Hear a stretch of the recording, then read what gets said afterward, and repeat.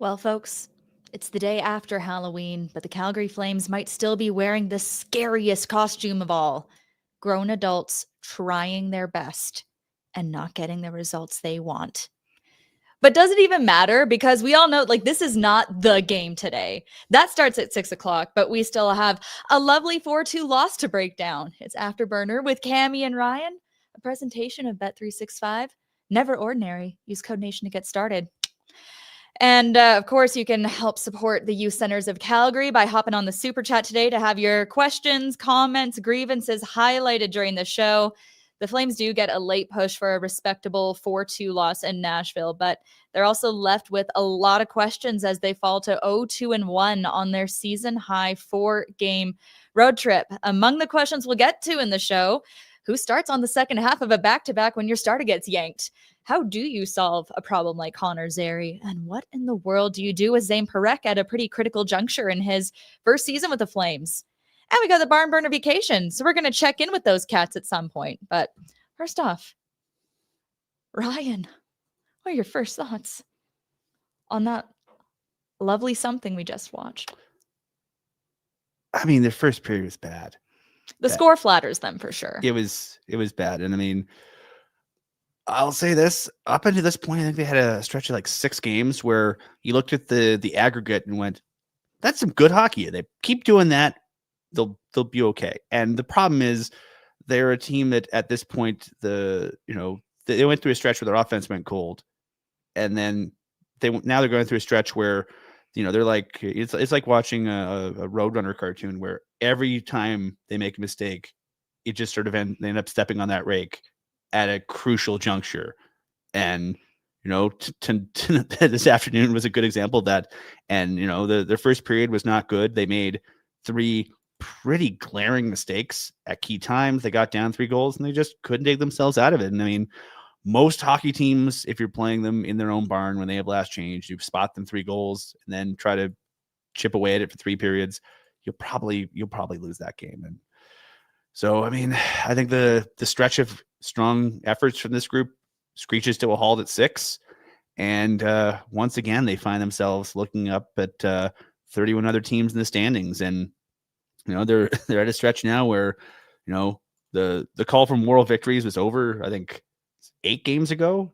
And now it's just looking at trying, you're recalculating the standings GPS that could get you to a respectable number in the standings. And the math is getting worse and worse and worse as the days go by. So you have to be looking at winning 2/3 of the remaining games to get close to 96 points now. Hey. Yeah. So I've had many people ask me, both in media and just friends of mine, ask me, so are they cooked? And I don't want to say yes, because I don't believe that they're cooked necessarily. I've seen weird stuff. We've watched enough hockey between the two of us that we've seen, a laundry list of weird things that can happen in sports to get a team that really has been fighting it over the line. Sometimes things just start working. The Flames have 69 games remaining in the standings. To get to 96 points, they need to go 652. So just shy of 2/3 of the points in the remaining games. And that is, for context, 2 Flames teams in franchise history have ever had a overall points percentage of higher than that. One of them was the President's Trophy winning Flames in 88-89 that won got 73% of the available points. And that team was a certifiable wagon with I was recently at the Hockey Hall of Fame I showed my wife the Stanley Cup engraving, and I'm like, that guy's a Hall of Famer, that guy's a Hall of Famer, that, a bunch of Hall of Famers. So like a wagon, a certifiable wagon, I think, once you have more than 5 people in the Hall of Fame on your team. Well, I think they also did okay in the postseason that year too. They played a reasonable amount, I'd say. I forget how it ended. Yeah, they got some sort of, there was a parade. I was a small child, I forget. But even in more recent memory, the 21-22 Flames, bolstered by 2 of the best lines in hockey, went 677 over a full season. So just over 2/3 of their points. But in the nearly 5 decades of Flames hockey, more often than not, you're lucky if you play 60% like 600 hockey over a year. And so they ain't cooked, but I think once it gets to the point where you have to play 700 hockey over your remaining schedule, then I think the math the cliff becomes too steep to overcome. They are lobsters in the water, and the water's starting to bubble a little bit. Is that fair? I think it's fair. The butter sauce isn't in the heater yet, but the rubber bands are starting to be snipped and things are starting to be dropped into the water. And yeah, they're not cooked yet, but the table settings will be being brought out pretty quickly. Well, and the thing that is unfortunate too is that, yes, there is definitely a segment of the fan base that, wants to see the losses pile up. They want to get a high-end draft pick, potentially one of the highest draft picks in the team's history. But what do we say all the time? It's about bottoming out, but you want to see teams losing the right way as well. So you don't end up in like a Buffalo type quagmire. Or, I mean, Edmonton pre-McDavid was, what was the running joke in scouting circles was, here's a very promising young 18-year-old boy.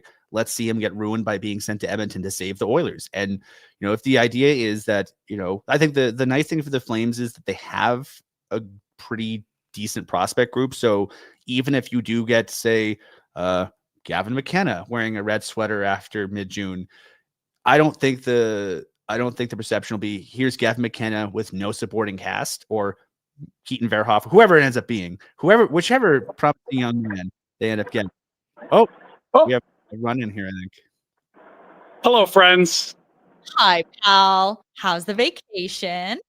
Well, I was telling everyone I'm not on vacation until the Jays win or lose. It's too much anxiety. Last night it felt like that ball on the wall cursed them, but stakes not as high at Bridgestone Arena earlier today. Did you get to run into Chris Berlanti or any of the old guard who was milling around there today? Did not see Terry Crisp. We've seen lots of Lanny. He was on our flight. He was out last night. Got to see a bunch of the broadcast team, Francis, Mickelson, Brendan Parker, amongst others. Everyone loves Nashville, never boring.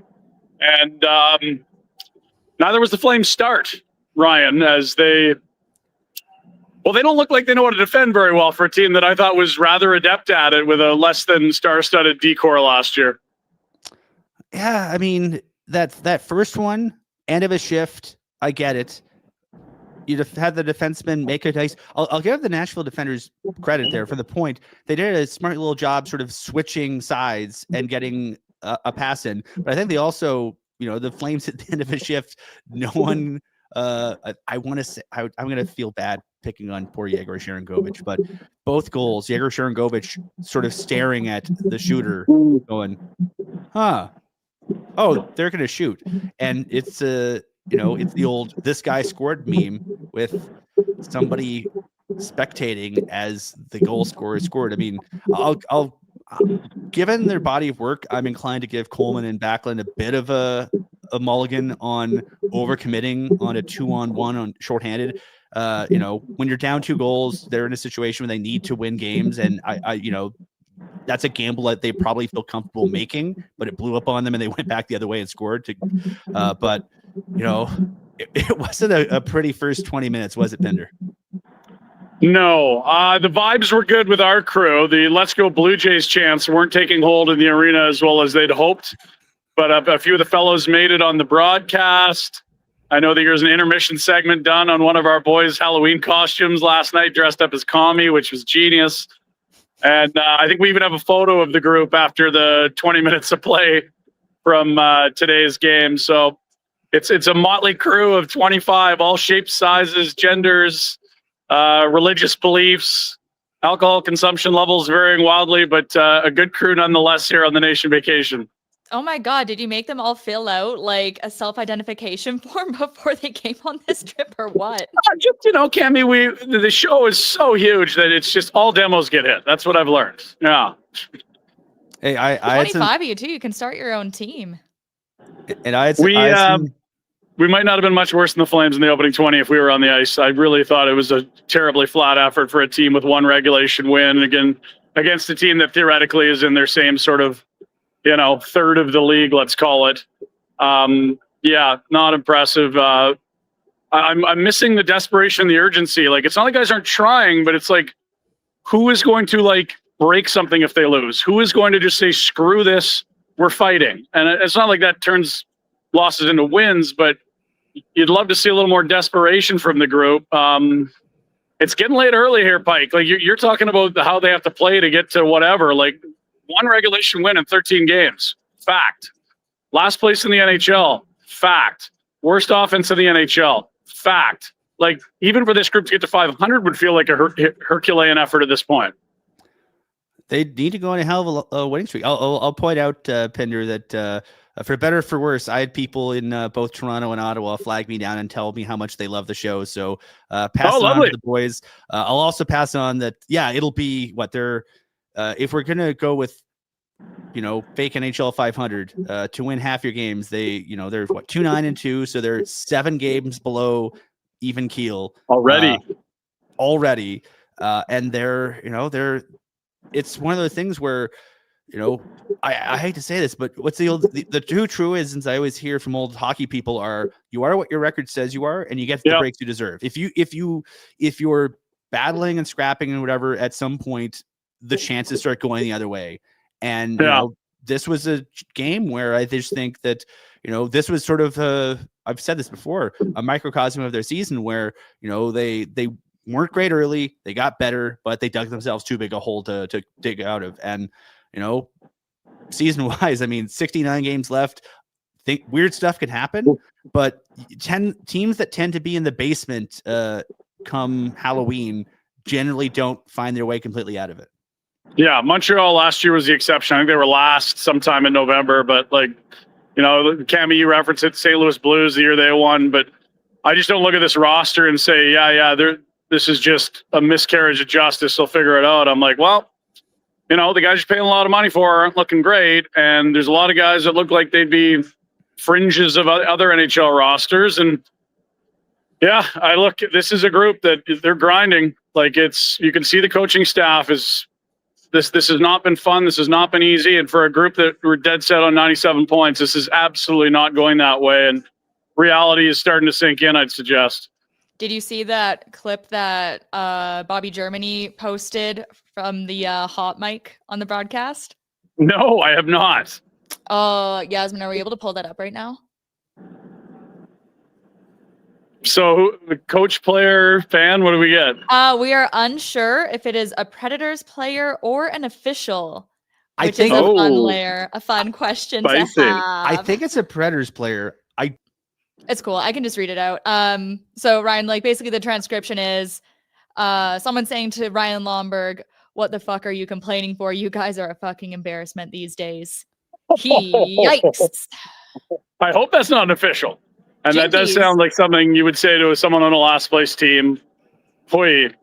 Well, Tim Field did exist, so you never know. Geez. It's not fun. It's not easy. But someone's got to be last. And I'll tell you, it's easy to carve a team in last because they're in last. And, little mistakes turn into big plays at the other end, seemingly, for this group right now. We're going to get some Mexican food in us and gear up for this Jays game. But look forward to more analysis from you two. Big shout out to all the Barn Burner Nation vacationers. We're having a blast here in Nashville. Here's Broadway behind me. Woohoo! That'll be a good place to watch a Jays game. Guys. See ya. All right. Oh, wow. He's still out there in the ether. Can't see him. We can hear him. What's the old? Just as mysteriously as he appeared, he was gone. Thanks for hopping in there, Pinder. All right, let's officially recap this thing. Galvanize against, I'm going to refer to them as this from here on out because I love these t-shirts. Predators in the community.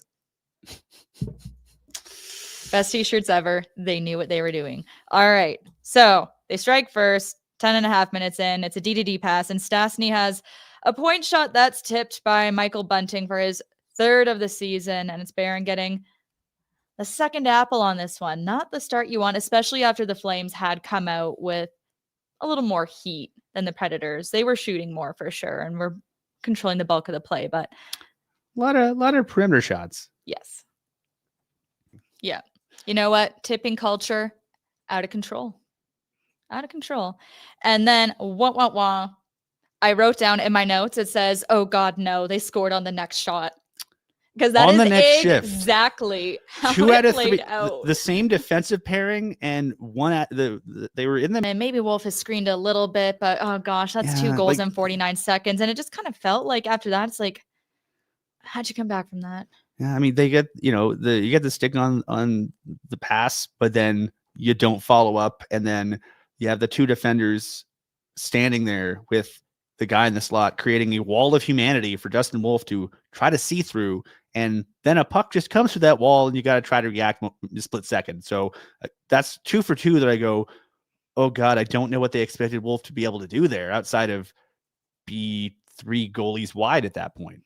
I know. I was thinking about it at volleyball the other night, trying to see the server on the other side of the net. We were just playing a very tall team, and I'm like, I can't see anything. I can't see anything. And I was thinking about, like, how do goalies see anything at all? Like, I get it. When they're screened, it's like a swing and a prayer, basically.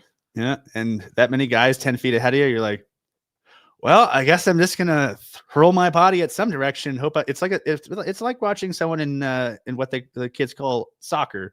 On those shootouts, the goalies just sort of fling themselves at a post and be like, I hope I chose the right side. Actually, have you ever tried on the glasses that goalies train with that simulate traffic?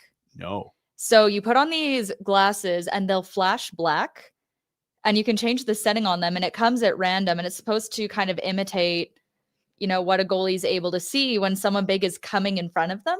Oh, that sounds terrible. It's very difficult. I tried them on. I was down at Crash Conditioning a while ago, and I got to try them on, and they're like, yeah, all right. Like, got like the little like wiffle pucks there, and they're just gonna fire some of those at me, and they have the glasses going, and I'm like, okay guys, I'm ready whenever. And like, we just scored 5 times. Ooh. And on that note, should we talk about goal trace? Sure. Wow. Whatever language you want to go, the third goal. You know what? I want to highlight one good thing that happened before that. I don't think we have a clip on it, but before things went from bad to worse, Sam Honzek did have a very nice solo drive to the net. He had a little trouble corralling the puck. If not for that, I think he probably could have gotten a pretty good clean shot off. I thought he drew a penalty on that play when they whistled it down. I'm like, ooh. I think he thought he had one. And this is right after things started getting a little bit spicy. Coleman and Weisblatt had gotten into it off the face-off. And, like people grabbed a dance partner, but nothing happened.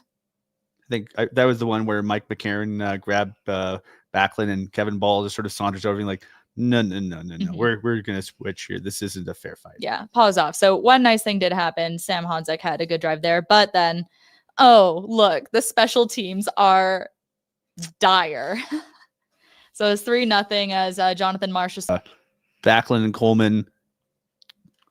I'll say this. I can understand why they overcommitted on that, or why they committed to that degree, because we're a couple of games away from them scoring on a very nice similar rush, and a situation where their team desperately needed a goal before the intermission to feel like they had a hope and a prayer. So I get it. Then Coleman gets sort of shoved to the end boards by a Predators defender who knew what he was doing. Backlund gets shoved over by a Predators player who knew what he was doing. The puck goes up ice, and it's basically a 4-on-2, 3. It's definitely a 3-on-2, quasi 4-on-2. And you give Jonathan Marchessault a puck with that much time and space. And again, Dustin Wolf doing his best. Didn't quite work out for him. Third goal on 11 shots. Yeah, third goal on 11 shots in the first period for Dustin Wolf. He finished the period, then sat on the bench with a baseball cap on, thinking about what he can be doing on the plane when they hit the Philly, because he wasn't in that for the rest of the game. Well, I mean, there was a spot where we thought he might have to come back in, but that was the end of the road for Dustin Wolf. Ends up with 8 saves on 11 shots. It's a .727 save percentage over 20 minutes. Not great. We know his stat line isn't going to look good this season. This isn't going to be a banner game or one that we call back to as a sign of strength. But and as the resident goalie apologist, I don't know what he could have done in any of the goals. Like it was that kind of a game for him, and unfortunately, he's been the goalie of record in a lot of those kind of games so far this season, where when the Flames made mistakes away from the puck, they were fairly substantial mistakes that ended up with teams having fairly substantial and usually successful scoring chances. Yeah. So is what it is. It was nice to see Devin Cooley come out and play well again. He played well the other night. He has not had a ton of ice, and he's made the most of those opportunities, I'd say. He was really good in Ottawa. He probably deserved a better fate. He was really good in this game last. He wasn't overly tested score effects and all that with Nashville going, we're up 3 goals. Let's just not do anything stupid. Yeah, just ends up, he makes the 12 saves. Great. That last goal was an empty netter. Doesn't count against him. Pristine in 39 minutes and 4 seconds. He did what he was asked to do. Yeah. But we see him come in the second period. Also interesting, we saw Pahal and Weisblatt, former teammates. They won a WHL championship together. They went to the Memorial Cup together. And it was, Pahal protecting Coronado. Just something funny I thought I'd throw in there. And this is where we did get Calgary's highlight of the game. It was Cooley robbing Evangelista, but he did look a little roughed up on the play. Okay. Wolf-esque, very good anticipation. And then much like me, every time I overexert myself physically, he just stays down for a second. There's one where I go, I think everyone who watched a lot of Wranglers last year, their exact thought was, oh God, please, I hope Cooley's okay. Because he, his up and down season last year is well documented. He was arguably the best player in the American Hockey League until January when he got a concussion. And then, folks, if you have a concussion, even when you're medically cleared, you don't feel great for a while because the human brain is weird, mysterious, and we still don't know a lot about it. But what we know about it is spooky. So I'm glad he's playing well, and I'm glad he seems to be feeling well, and I'm glad he got up because in the type of game they were having, I don't think you wanted to send Dustin Wolf back out there to face more live fire from the Nashville Predators because I think he had seen enough at that point. So heck of a save, and thankfully, after consultation with Kent Kabelka, he was able to finish the period and finish the game. You betcha. It takes us to the third period where things started to turn around for them a little bit. You're about 5 minutes into the final frame. Finally, a goal in this economy. Huberdeau is parked down low to bury a rebound that comes off of a Jake Bean point shot. Matt Coronado picking up the secondary. To go in against the Flames this season where you lose a faceoff in the D zone, and then before you get a chance to really set yourself in defensive positions, it's past your goalie. And in this case, that's the other team's goalie. And for the Flames, that probably felt pretty good. You betcha. And they followed up by getting the second. Gets it to a respectable place, 3-2 at this point after Farabee strikes at about 7 minutes left. This is where my laptop crashed and I lost a lot of my notes, but Kadri sets it up for him. And that's the dance. One regulation win. You kind of stay at the bottom of the pile. Nashville has struggled. They're also not a high-scoring team. Awful power play they have that even they were able to find the back of the net on that one. So a game to forget, but they have to have a very short memory. They're going right into Philadelphia tomorrow. So to me, the big question is all right, do you ride the hot hand with Cooley, or are you going to give Wolf a second shot here this weekend? I kind of think they go back to Wolf. I think the idea of pulling him after the first, you go, well, not your night, bud. Not your night. Afternoon, whatever time zone it was. But then you're going into the second half to back-to-back, and the Flyers, they're playing tonight. Dan Vladar is playing for the Flyers this evening, so they will be getting, I think, Sam Erson. I thought he was injured. Who's their second goalie? I don't remember who their second goalie is. They're going to get the other Philadelphia goalie this tomorrow night, unless they decide to do something wacky and have Dan Vladar start both games. That would just be downright kooky. Oh, yeah. They placed Erson on IR and have recalled Kolosov. Ooh. So so it's probably, like say, Kolosov playing for the Flyers in the back half of back-to-back, and it has been noted to me that the Flyers are playing later than the Flames. So even though the Flames are playing and traveling, and the Flyers are not traveling, they're playing a back-to-back, both in their home building. Coincidentally against the Leafs, so it's like there's like a mini tournament going on amongst the teams. That I kind of like when they do that. That's fun scheduling. But yeah, the Flames will arrive in Philadelphia and then have an evening. They might be able to watch a period or so of the Flyers game, depending on how quickly they get out of town. So you think they'll be watching that, not the Blue Jays game?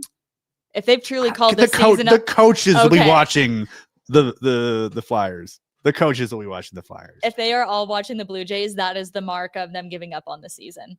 Although I wouldn't blame them. It's going to be a very exciting game. I mean, we were all there's been a lot of games this season where people have had to make choices, capital C choices, about how they were going to spend their viewing time. And you watch what you need to watch. How do you like to watch these games? Like, do you like to go out for these? Blue Jays or these? Big games, championship games. I mean, let's see. I watched two games of the World Series from a Toronto hotel, one game of the World Series from my uncle's living room, petting a dog. A very good boy, by the way. I'll show you dog pictures later. It's Love a very that. good boy. And then the rest of the time I think I watched a couple of the World Series. So basically a combination of at home and at various places. I'm at the point now where I just want to be able to sort of, build a blanket for it and have a warm beverage and watch the sporting match. So that's the way I do it. But I don't think there's a wrong way to do it. See, I'm extremely superstitious. I hate. Before I was had to cover big games, I prefer to watch them alone, quietly. I really appreciated what Chris Tanev said. He's like, I'm going to watch it alone in my hotel room. I'm like, that's what I do. Remember, specifically 2010 gold medal game, the moment I got convinced to come out of my basement and stop hiding and watch the game with people, the US scores. I'm like, no, send me back to the dungeon.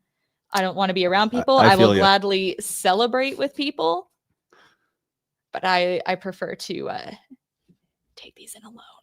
I feel you. Although if I was going to go out, you know where I'd go? I have an idea. The Unicorn, perhaps? One of two fabulous Calgary locations. You betcha. They have the sound on. Too many pubs don't put the sound on. That's critical for me. They got all sports. Big game. You got to have the sound on for a big game. Yeah, but they could do it. They'll do it for all of them, like hockey, football, soccer, UFC. They got all the fun games, Golden Tee and such. If you show up, they might just gift you with a pair of Flames tickets. Just because, and they're walking distance to the Saddle Dome as well. Yeah, the one on 4th and Mission. Yeah. You can. Yeah, the other one's on 8th. Yeah, you can walk. Just it's a quick walk to McLeod, and before you know it, you're in your seats. Especially if you have a $7 pint of Molson Canadian in your system. An excellent brunch. So if you want to celebrate a Jays win or drown your sorrows after, God forbid, a loss tonight, that is a good place to do. So go help them out at the Unicorn. How dare you put that into the universe? You know what? I'm again superstitions. I never plan on anyone winning. When I had to do some recaps for Four Nations, I wrote a whole story about Canada losing because I was so scared that if I even built a skeleton of a win, that it would go badly. I didn't start writing the story until McDavid scored. I've never written so fast in my life. I write 2 versions. My problem since 2015, I've rewritten a lot of stories in the third period in the media room. I just write 2 versions. I write a skeleton with 2 endings, and then I just backfill. Yeah, but I think I anger something if I even start, so I can't do it. Lovely for you. I can't do it. But back to the Flames. Let's talk about a guy who was not in the lineup tonight. Which one? Yeah, exactly. Well, probably the one who's a little more of a pressing matter right now for Zane Parekh. He's got 9 games in now. He's got 1 assist, but this is a guy who, made his season debut a little later. He's had some good time. He's taken a lot of physical play. He's been on the receiving end of some tough stuff as a teenager, but now the Flames are faced with the dilemma. What do you do with him for the remainder of the season? At 9 games, if he suits up for 1 more, it will burn the first year of his 3-year entry-level contract. They have a couple of options for what the rest of the year could look like for him. That they do. Yeah. So now it's kind of all about what are you going to do with Zane? What would you do?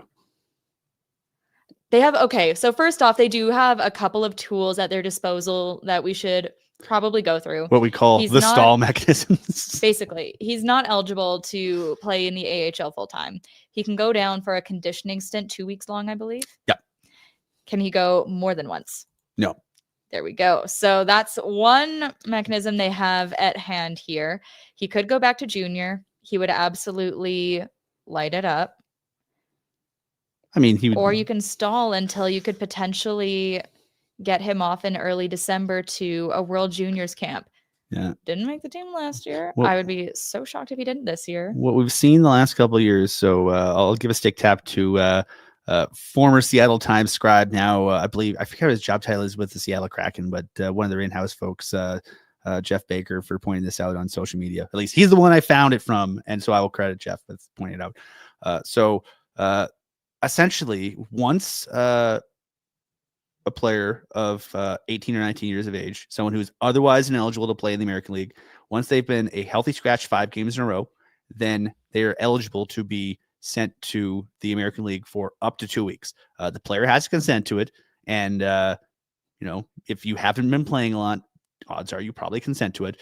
The Kings did this with Brant Clark. I imagine Seattle was writing about this in the context of Berkeley Catton. No, they did this with Shane Wright. Okay. So this was back where this is from 2021. The last time, one of the last few times they've done, but it was done with Mason McTavish. It was done with Brant Clark. So a handful of times, usually, guys who are sort of in the situation that Parekh is in, where, you're a tippity top prospect, but you might be a little bit physically overmatched in the National Hockey League, but everyone involved looks at your body of work in junior and goes, there's really no incentive for you to go back and ragdoll small children in, the other league. You're just so much better than everyone else that you're not really gonna be challenged. So you can send them in for 2 weeks, and then let's just say hypothetically, you're the Flames. So far, Parekh has been out for 2 games. You had 3 more. That takes us to the end of this week. A 2-week conditioning stint would bring you till the 3rd-ish week of November, and then you're heading into potentially World Junior camps in early December, and then the World Juniors takes to the end of December, early January, and then you're at the point where you're halfway through the season, and you've played. I think depending on the schedule, the Wranglers have coming up 5 games in 9 days, which might be the ideal time to target for a hypothetical Parekh option to the optional conditioning loan. But then, he has played, as of right now, 9 NHL games. Maybe you get 5 games in the AHL. Then do you basically go, okay, did he learn enough in the AHL and in the World Juniors to make him an option going forward? Or have you bought yourself enough time to truly see what mode this team is going to be in post New Year's? Yeah, you potentially might have some trades. You might have some other roster moves. You're going to have a team that is further along in terms of figuring out what it's doing this year and sort of what doors remain open or closed. And the wrinkle is procedurally, while you're on loan to, I believe, both the AHL and the World Junior team, you burn a roster spot and you can against the cap. The cap isn't an issue because the Flames have, as of last writing, I think something like $15 million in cap, 12 million. They have enough in cap that they could bring up the entire AHL team and probably still be compliant. Like, they're fine. Like, the cap is not a concern right now. They have an open roster spot anyway. They've been rolling with an extra forward and extra defenseman. I don't think that's necessarily a concern, but it could be a constraining factor if you get 1 or 2 guys who are banged up but not hurt enough to go on the IR. But if you're trying to maximize the asset, I think you want to figure out what he can and can't do. And, maybe a couple weeks playing with the Wranglers team that seems to be getting its feet under it. It just, this afternoon, half an hour before the Flames played, the Wranglers started their game. They played against the Bakersfield Condors, and they won 4-3 in overtime. We mentioned Carter King off air. Carter King scored a goal. They had a game-winning goal by Sam Morton in overtime. Matthew Gridden, another teenager, had 2 assists. Matthew Gridden, because he wasn't drafted out of the CHL, isn't subject to the CHL restrictions on teenagers playing. Right. He was drafted, and then he came over to the Q and led all CHL rookies in. Yeah. Led CHL rookies in a lot of things. Rookie of the year in the Q, offensive rookie year of the year in the Q. One of the, I think, top 10 or 12 in points in the QMJHL as an 18-year-old the whole year. And then he came up, looked pretty good in the NHL, and right now I think he's second behind Nick Lardis in the American League in points by a rookie, and he's played far fewer, like 2 or 3 fewer games than Lardis. So any way you want to slice it, Matthew Gridden's having a good year. There's a couple of comments I want to bring up here. One, Penguins happy to burn Ben Kindle's ELC shows the difference in organization. Some have ambition, some don't. I do think this is a bit of a different situation. Like, one, Kindle's a forward. Yep, for sure. Another top tier prospect, high end first round selection. Ben Kindle did not give them a choice. He was playing too well. Yeah. He was playing too well. That was kind of what it is. You have 12 lineup spots for forwards. You can hide Ben Kindle. If you think Ben Kindle, like we saw the Flames do this with Matthew Tkachuk, we saw them do this with Sam Bennett. We saw them, like, so many of the Flames prospects who've come in as 18, 19-year-olds. And we'll say most of them have been later birthdays. Sean Monahan was, I think, an October birthday. I believe Kachuk's December. Sam Honzik, when he made camp out of team or made team out of camp, he's a November birthday. A lot of these guys are just more physically mature because of their late birthdays. They're a little bit thicker, a little easier to handle contact. And Sean Monahan was basically 30-year-old when he was drafted. Like he was the world's youngest 30-year-old. That's not true. Aaron Ekblad. That guy. Okay, popped out the womb at 40 years old. But I think it's easier to hide, for lack of a better term, any issues or any deficiencies or any sore points you have in a forward's game. And the defense for a defenseman, there's nowhere to hide. Like it's so difficult. And for a Flames team where not a lot's going right now, and you're trying to figure out so many different parts of your team's attack. Like they're not defending well. Do you want to throw an 18-year-old or 19-year-old who's learning how to defend against NHL shooters out there? Maybe not. Your power play is sort of all over the place. Do you want to put the responsibility of fixing an NHL power play on the stick of a 19-year-old? Maybe not. I mean, I think Parekh is wired differently than a lot of people. He's really, really self-assured. And I think that's what made him so good at every level of hockey he's been at. But if you're getting to the point of the season where you're a little bit gun shy about we want to insulate this kid a bit, I kind of get the mindset, but I understand the folks that disagree with it because at some point the kid's got to play games to develop somewhere. And right now he ain't playing games anywhere. It looks like this is a spicy take. Pulling up the super chat. Thanks RMB 279 to support youth centers of Calgary. Do not send Parekh to juniors. Trade Weegar, fire Huska. Now, I'm going to disregard the last 2 points because we're still just talking about Zane mostly. I think that would be insane to not send him. You're talking about you want him to be playing games that have weight. Things don't seem to, right now, the Flames kind of feel like they're in a little bit of do or die, but it's huge for these kids to play meaningful, emotionally heavy hockey games. And I don't think you could ask for better than the World Juniors. He feels like he has something to prove. We have to remember that Canada is coming off of 2 incredibly disappointing performances at the tournament. And he's probably played himself into a place where probably pretty undeniable to get on that squad, try to play for a medal, play against the best of your age group, get the heart pumping in, feel the emotion of that, and give us something to talk about over the holidays. R&B, you're in the chat, so I just want to clarify with you, kind friend. When you said junior, do you mean the OHL or do you mean the World Juniors? Yeah. Because I think our opinions between us would swing one way or the other depending on which one you mean. Because I wouldn't. World Juniors, yes. Like that is a pressure cooker. RV, don't regret that super chat. Do not regret it. Oh, you meant OHL. Yeah. I wouldn't send it back to you. That'd be a tough one. Yeah. But we also have Earthworm Jake 279 hopping into the super chat. Zane hasn't struggled. Stop handcuffing him. I think there have been some growing pains. There are going to be growing pains, and I think it would be silly to not expect a couple of gaffes. I don't know if it's been enough to hold him out of the lineup if the 10 games wasn't a consideration. Yeah. And I think he hasn't been the reason he's not the reason why they're 2-9-2. Like, I know you don't want him to be in a situation where he's a reason the team struggles. And I don't think he has been, but I also think, his progression has sort of been, what's the old saying?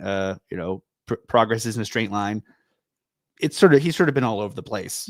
He's gotten better. I think he looks a lot better with or without the puck than he was the first game he played against the Jets. But there's going to be some growing pains. Anytime you put a teenager in, there's growing pains. Now, you just said that Zane is not the reason for the struggles. Is Connor Zary, or why would he not be playing again? As we have another chat from Adam here. Why have they sat Zary twice? What has he done that is so egregious? I'm very curious as to what they see him as, because I really liked him at times. He's also been sort of crushed along the boards at times. He's been, I don't know. Here's my question for you. I'm going to turn this on to interrogate Cami. Oh no. I don't know what I would do with the lines, because right now it's like you kind of have your 2 or 3 guys that are in the fourth line. Like you have, okay, like Klapka, Lomberg, Kirkland seems like your fourth line. Those are guys that probably should be on your fourth line. But if that's your fourth line and those guys are in every game or in most games because of the role they play, then you have 10 top 9 guys who should be in pretty much every night for 9 spots. And they're playing, they have Morgan Frost playing. The as a issue winger. is that I think like either one combination of Coronado, Farabee, or Zary is going to get shafted to a line that they probably have no business being on. Yeah, well, like we saw that one game where after Huska scratched Coronado, they brought him back in against Toronto in the fourth line, and he was in Huska's own lines. Okay, he was a guy on the ice. He said, I'll just clarify. Huska said the words "okay" when I asked him how Coronado was. I am saying he was a guy on the ice from my experience watching him in that game. And for a guy who is as offensively gifted as Matt Coronado is, and a guy that arguably probably has the best shot of the team, if not, at worst, the second best shot of the team, playing their fourth line is a situation that doesn't suit his skill set. I would say the same thing about Connor Zary, who at times has been, I think he sent it the fourth line for a game. Mm-hmm. And, I think they're just in a spot where sort of the composition of the four group's kind of wonky, because like you just have too many guys for the roles that they need them to fill. And so I know I've said this before. It's unfortunate. It just feels like some guys get the Sam Bennett treatment because you don't quite know what they are. Yeah. And I think, even like you're scratching someone who probably should be in the lineup no matter what. And I mean, I think that that does speak to, if you want to talk about like, oh boy, they have forward depth. Yeah, they got forward depth, but it also means if you have too many guys for the spots that they're well aligned with, you're going to have either someone playing out of position or playing out of depth or playing in like a role just doesn't suit them. So I don't know. I feel bad for Connor because I think he looked really good early on. He's looked really good on the wing. He's looked pretty good at center. I think he needs, especially coming off a year where he lost so much time to injury. I think people forget how exciting he is and how he was truly one of the only players creating for such, and one of the only people who could get Huberdeau going for a little while. Well, especially like, is there anyone in the, like, I think the best player in terms of shooting with the puck on his stick in the team is probably Coronado. The best guy in terms of just probably the most dynamic playmaking player, the guy who can sort of do things at speed and do good things at speed through the neutral zone, probably Connor Zary. He's one of those guys that, that's the difference between him and Coronado. Coronado's the guy you think of as like the one you need to be the finisher. Yeah. But Zary is one of those guys that I think you look at the puzzle pieces of what this team could look like when it's where the Flames want it to be. I think you look at Connor Zary's skill set and go, oh, damn, I can see him being like middle six forward forever, who can just whiz through the neutral zone and with the puck and create something by, there's been plays this season where he's drawn defenders to him with his speed just by holding onto the puck, and he knows how long to hold on the puck. Like that's not a third or fourth line skill set he has there. Mm-hmm. But here's a funny one. How's he fit in? Yeah, here's a funny one from Shrimp on the Barbie. Again, $2. Thank you so much for supporting YCC. Hide Zary in the 12 forwards like the pens with Kindle. That is a very good one. Are you a GM, Shrimp? Look at you. I'm going to get another one from R&B. We'll talk about those top veteran defensemen quick here, and there's a few other things we want to get to before the Jays game starts. Growing pains, what's Weegar's excuse? -12 now. Unfortunate. Like, I do hope he finds a way to turn it around to, get a sniff at the Olympic roster. If you were picking that roster today, I don't think anyone, no matter how much you like the guy, could say in good faith that he would be on it. I don't know that he's out of runway to show that he could belong there. I'll just say it just sucks because he's a great guy, and it's not been the season. 1,000%. I will say this. So I'm thinking back to, there was a comment that Ryan Huska made when he was asked by I forget who asked him, and I apologize, media friends, because that was a good question that you asked. One of my beloved media cohorts asked Ryan Huska about, hey, you're sitting Coronado, what's up? They phrased it better than that, but that was the gist of it. And Huska sort of explained that, when you have, players that they're just, they care a lot, they're trying really hard. Sometimes they try too hard, and you get yourself in trouble by sort of squeezing the stick too hard and trying too hard to make plays. I think that is basically this entire story of every minute of play we've seen from Mackenzie Weegar this season. He is an all heart player with a capital H. He wants so badly for this team to be good.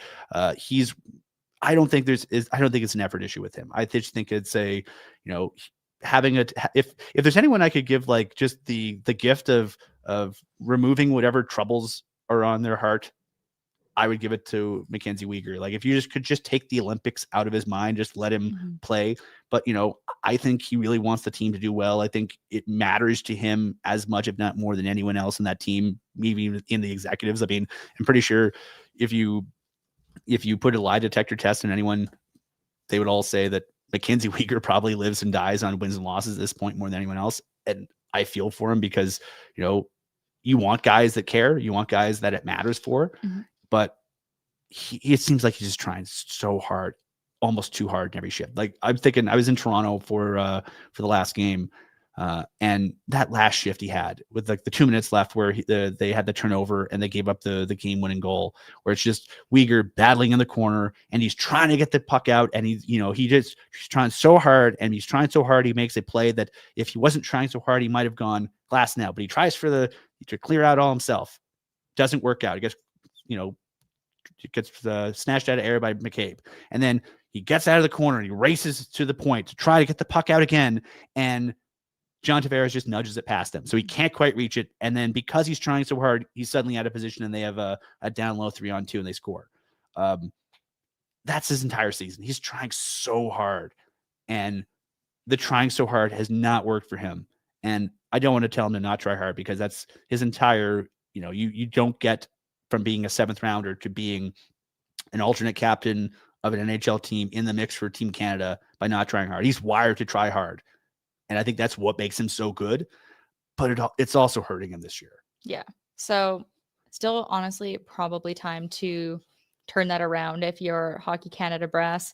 Also, like there's still so much that happens. Like look at Four Nations and the injuries, the sickness that happened with the defensive core. But we should recruit him for the Jasper Pond Hockey Tournament. One last chance to prove it. It's right before the Olympics. I mean, he would raise the aggregate skill level by 1,000%, if not more. At least. At least. You get a current NHL. Are they allowed to bring current NHLers? I don't know if that the bylaws are.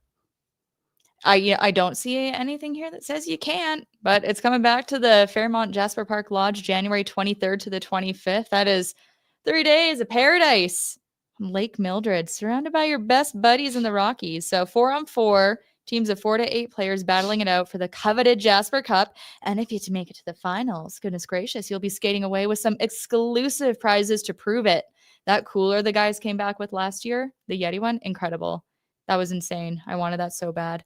But it's also not just about the hockey. It's got live watch parties, the off-ice events and activities for all ages, the prizes, and hang out with the Nation Network crew, plus appearances from pro hockey alumni, not just Rhett. So you can grab your buddies and lace them up and get ready for an unforgettable weekend in Jasper. And the spots do fill up fast. You can head to nationgear.ca and register your team today for the Jasper Pond Hockey Tournament. I wonder if I'll make the cut this year. I still can't do a crossover at speed, so I'm still probably toast. But I don't do much of anything at speed anymore. So, oh man, okay, let's take a look at what's to come for these guys here. I called this road trip, the season high 4-game road trip, the March to 500, because there was a world where you could come home, beat Columbus for Kadri's 1000th game, and be a 500 hockey team after beating 500 hockey teams. Alas, that is not the case. So tomorrow, facing probably not Dan Vladar and the Flyers. Yeah, he's up against Toronto tonight. I mean, both teams on the back-to-back. Like we said, it's a level playing field, but it's a field made of mud. Philly is on a 3-game heater entering tonight, including a 4-1 winner over the Predators. That's like that tournament you said. So it's fun. I like when they do that. Everyone's travel's terrible, so it evens out. And I don't watch the Flyers very much, so the only fun thing I have to say is that Lisa Longball's son, Luke, is a Flyers prospect. My dear friend Jackie Spiegel works for the Philly Inquirer, and she constantly blows up my DMs by just sharing cool tidbits about the Flyers. So I'm excited to see the Flyers, if only because now I'll understand what the hell Jackie's telling me about. Yep. Hey, like Konechny and Sanheim, former Calgary Hitman right there. But then back to the Saddledome Wednesday versus Columbus for Kadri's thousandth So I'm very dehydrated. NHL game. Yeah. I mean, Columbus is on the uptick. Like Monahan's finding success on that top line. I'd keep an eye on Denton Matejchuk on that top pairing with Werenski. He's a rookie. I think he's just fantastic, though. But the Jackets will have a 2-day break after facing Matthew Schaefer and the Islanders on Sunday. So they're hosting St. Louis tonight. 6-4-0 right now, those Blue Jackets. Friday, you got Bedard and the Blackhawks. Bedsy fresh off that first NHL Hattie. Suddenly out of the basement with 21-year-old Frank Nazar having a great start. 5-3-2. They're 1 point behind the Oilers, just as we all predicted. I don't understand the Oilers this year. Oh, man. But yeah, that'll be the 5th stop in a 6-game road trip for the Hawks. And then you're back on the road for a pair, Minnesota, Sunday the 9th. And then the 11th, Remembrance Day, a tilt in St. Louis. This is I mean, the schedule's come back down to earth a little bit, but suddenly no game looks winnable right now. And the November after the October that was dreadful, 2-8-2 over 12 games. They're playing 15 games in 30 days in the month of November, a game every second day. The travel it's not worse than it was before, but it's not better. It's adequate. It's the same level of bad as it was. And, it's the kind of month where, I mean, you're thinking to yourself, man, after 2-8-2, you'd love a 500 month. But if you go 500 this month, you're still 7 games below. And so, yeah, as Pinder said, it could get late real early here. Mm-hmm. So is what it is. Unfortunate, especially since they started the broadcast on Sportsnet tonight with Weegar talking about, put October in the books, like throw it away. Don't think about it. November is a clean slate. And it was 4-2. But anyway, that's the road ahead, brought to you by Platinum Mitsubishi, family owned and operated by lifelong Calgarians. That's where our buddy Mike is. So Platinum lease and finance rates start at 0%. You can get ready for winter with a brand new Outlander, Eclipse Cross, RVR, or try out Canada's best-selling plug-in hybrid, the Outlander PHEV. So you can get into the best-backed cars in the country with a standard 10-year powertrain warranty at Platinum Mitsubishi at 2720 Barlow Trail Northeast. We got some other action going on this weekend. We just want to show some love to the Calgary Stampeders in the Western semifinal right now. Oh, it's tough right now. I got about 7 minutes left in the third quarter. Lions are up 27-14. So all's not lost, but again, clock's ticking there. And the as I mentioned earlier, the Calgary Wranglers 4-3 victory in overtime over the dastardly Bakersfield Condors in a AHL edition of the Battle of Alberta. Fun fact, the first pro game I ever covered was a AHL Battle of Alberta between the Abbotsford Heat and everyone's favorite Edmonton Oilers affiliate, the Oklahoma City Barons. Because when I think of Edmonton, Calgary, the two teams I think of are Abbotsford and Oklahoma City. You've come so far. Yeah, I have. OKC they had a cool logo. The rest of the team it was okay. Yeah. And good luck to Cavalry FC tomorrow. They're on the road on Sunday, fighting to defend their CPL title, taking on the old nemesis, the Forge. Yeah, winner goes on to the November 9th championship game against Atletico Ottawa. They got some, perennial awards nominees in the mix there. Ali Musi, a finalist for CPL Player of the Year for a 3rd straight year. Captain Marco Carducci, a finalist for the Golden Glove. He's nominated 4 times. He's won at least twice. And be the Forge. Someone told me that Sergio Camargo is the Cavalry's version of Ryan Lomberg, and I have no choice but to agree. Oh, that's a good comparison. It's an excellent comparison. So that game goes at 2 p.m. Mountain Time tomorrow. Maybe let's see what I think you pulled the numbers from Bet365 to see what's going on for the Flames against Philly.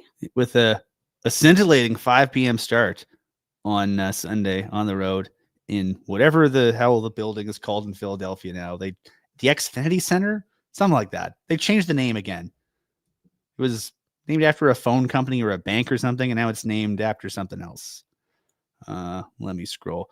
It's the Xfinity Mobile Arena Yeah, it's a bad name. But yeah, it's we're the Flames coming on back to back. I believe the Flyers are favored, all things being equal, assuming I'm reading these right. I don't know what the numbers say.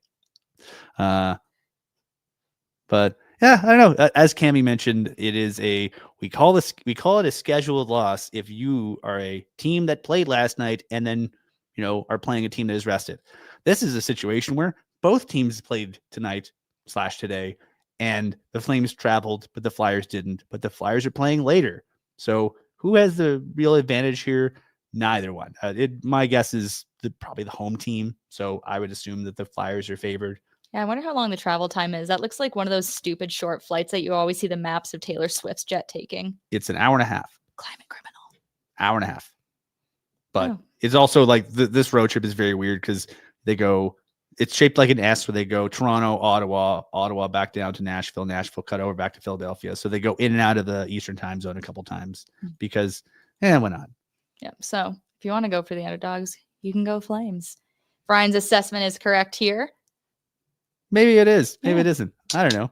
But the Flames will be trying to avoid their 10th regulation loss of the year or get their third win of any kind this year, depending on what way you want to look at it. Numbers that are not ordinary, just like Bet365. And download the app and get in on the game using code NATION.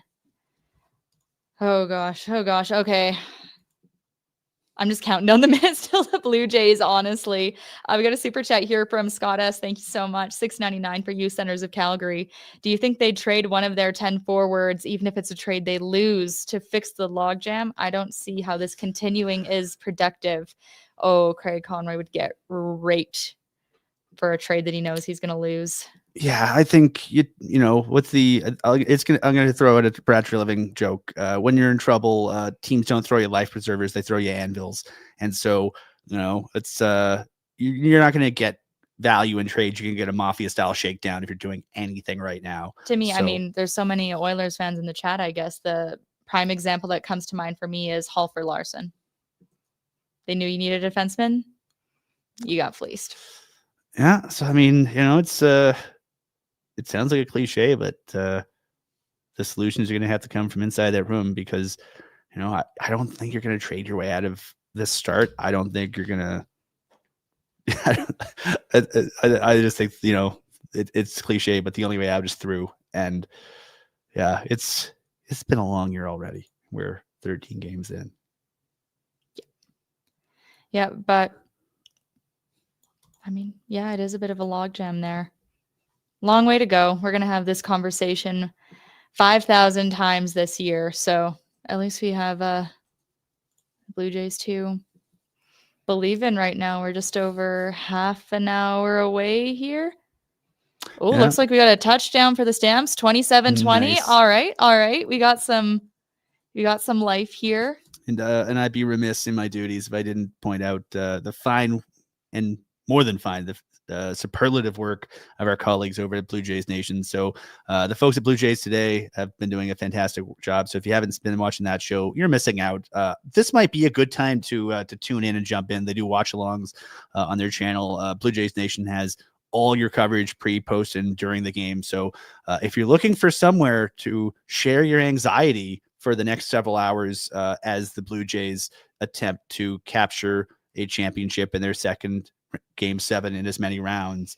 I can't believe I've not been alive to see the Jays win. I've not been alive to see a Canadian team win the Stanley Cup.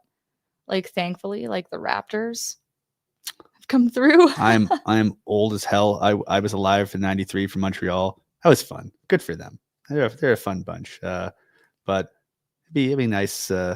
Nice as it was. It's like the Raptors were fun a few years ago. It'd be nice for a Canadian team. We'll do it, even if it is Toronto. It'd be neat. I can't wait to, like, when we're done here, like, just scroll through social media and see who's all made it out to this game. Because like John Bender and Derek Newman were at Game 5. I FaceTimed them afterwards. It looked nuts. It looked absolutely crazy. Yeah, and it's always fun seeing them get all the Canadian celebrities on the broadcast. My wife was watching the game with me. She's like, "Is half of Schitt's Creek there?" And I was like, "They could find half of them on camera. The other ones might be hiding, but they might all be there." Yeah. I mean, even having Eugene Levy to do the voiceover, that was really cool. I love him. But how are they going to amp it up for Game 7? I'm excited to find out. And Yeah. thankfully, Yamamoto can't pitch 2 games in a row because he good. Yeah. But yes, Blue Jays Nation, Blue Jays today. Very nice people doing some very good work. Check them out now, and hopefully during an off season it'll be spent doing cartwheels and covering parades, because that would be a nice way to finish the year, wouldn't it? Mm-hmm. And just since I mentioned him, Derek Newman, if you're buying or selling in the Calgary area, like, he's your guy. He's your guy. He was at Game 5 of the World Series, and he was texting me back about house questions. That's pretty good. That's a level of unmatched dedication. But like, they will do everything for you. Like, they'll clean your place up, they'll do the staging, they'll take the pictures, and pretty much bend over backwards for you to get the job done and find houses that aren't even listed on the market yet for you to go view and find the dream home. We sure did. I wish we could move in tomorrow, but still a ways to go here. So yeah, if you're buying or selling in the greater Calgary area, Derek Newman, make him put his network to work for you. You can call him at 403-619-6661, and he'll make it easy. Hopefully game tonight is easy. All right, last call here. Any thoughts, questions, or concerns before we get out of here and park our butts in front of a TV? Anything else you wanted to add, Ryan? For those of you in the comments who are hand-wringing about a potential draft placement this year, I will give a cheap plug to our fine fans of the Canadian Hockey League. There are games coming up at the end of November, November 25th in the Saddle Dome and November 26th in scenic Lethbridge, the annual CHL USA Prospects Challenge. Second ever. The second ever. So you get a chance to sort of see some of the best CHL prospects, some of the best US prospects. I believe it's the National Development Program is sending a team, and they will be facing a CHL super team of draft eligible prospects. So they'll be playing twice. Sure, you can catch it on TV, but come on, you want to go to the Dome and check it out. You want to go see the next Cole Reshny. You want to, yeah. So realistically, if you want to brag to your friends that you saw them first, the Flames have oodles of picks, and the Flames tend to pick oodles of players from these types of events. So just do yourself a solid and go to one of these 2 games, maybe both, depending on your your preferences and your schedule. But yeah, we got 8 Western kids out there. The CHL website has all the details, ticketing and otherwise. So go check it out. It is, if you are someone who is cost conscious, this is an easy way to see very good hockey without breaking the bank. So I know there's like a lot of minor teams that are going like full team. Yeah, do it. Yeah. Check it out. And the nice thing is, again, the Hitmen don't have any players this year because all their great players got drafted last year. But there will be players in this game, possibly as many as 5 or 6. Defensemen. There's a lot of good defensemen. It's a good draft year for that. So or centerman, Mathis Preston. He'll go first round, I think. Yeah. So go to CHL.ca for all the details, ticketing, otherwise. Yeah, it's gonna sneak up on us. I walked in and I saw Cami and went, oh crap, I gotta bug you with the CHL game. So I will bug Cami with the CHL game off air. But now I've bugged all of you on air. So get to it. So that's I think that's the main thing I wanted to bring up. Yeah, I think we got one more here, and we will call it a night. From Shrimp on the Barbie, could Kadri end up in Utah? Not their age bracket, but if they push for playoffs, could he fit there? They have the assets we want, picks, etc. Assets, as in one T.J. Ginla. They're not trading T.J. No, they're not trading T.J. They're not trading T.J. Ginla. No. Check him out of the Memorial Cup this year, though. This is true. This is true. The CHL hosts the Memorial Cup, the greatest tournament in sport. It's up there. It's one of the better tournaments. It's one of the hardest to win. You got to win a whole to qualify. League You have to go through 4 rounds of playoffs. It's insane. But yeah, you should. The host automatically get in. This year it's Kelowna, and they will be facing the best and the brightest from the other 3 CHL leagues. But that's not until May. But that is gonna be a good tournament. I'm so excited. I like every time. You're just excited to spend a week in Kelowna. No, I just like hockey. It can be 2 things. A thing can be 2 things. I keep on insisting that I want to see the cup on a jet ski at some point. Probably not. But that's a very fragile cup, though. I know. Like half of the time they break the cup accepting the cup. Once. I've seen it twice, but it was twice the same year. It was a bad day for the cup. Is on there, honestly, like in Rimouski, I had to help move it at one point before the coach's welcome press conference. And I was thinking about that, and I was like poking the top cup to see if it was loose or not. saw at the Hall of Fame. It's beautiful. It is close. beautiful. There's a lot of beautiful trophies. Yep. But yeah, should be we'll see if the Calgary Flames can get back into the win column when they face Philadelphia on Sunday evening. I think I'm on Afterburner. I think it's me and Kent. I think it's me and Kent. But hopefully we have something a little bit more exciting to talk about than Hey, we a game stretched with the this Flames into an chased. hour and 10 minutes somehow. Yeah, I thought we were just going to be talking about the Western League draft class the entire time. So we'll have to save that for another edition. Watch Jackson Rudolph on Prince Albert. They're undefeated in regulation. Although Calgary Hitman beat him last night in overtime. Mathis Preston would look good in red. He looks good in red now. Got championship experience already. I mean, kind of outside of Andrew Crystal, Berkeley Catton, and Shea Van Olm, he was Spokane's top playoff scorer last year Looks good as in a red. rookie. That's if the aesthetic is the only requirement to be a Flames draft pick, we already know he looks good in red. He's a centerman. That I feel like that too. should be That enough too. said here. That too. All right. I feel like that's enough for us. Go Jays, go. If you're listening to this tomorrow, I hope that you hear this and you're excited for us who have not currently witnessed something amazing. Friends, Yeah. if they win / when they win, please go into the comments of this post on YouTube and assuage past Cami and past Pike's anxiety about this game. It's palpable, let's say. But hopefully it's a good 9 innings and not more than that of baseball. And then some kind of a celebration and parade with Vladdy doing something dramatic and fun. I feel so unwell, and I was so mad when Snell was talking about how it's all luck for the Blue Jays, and I was looking at him like, you look like Britney Spears' ex-husband. What gives you the right? Okay, on that note, let's scram. Everyone, go watch the game. Go watch the game, guys. Go.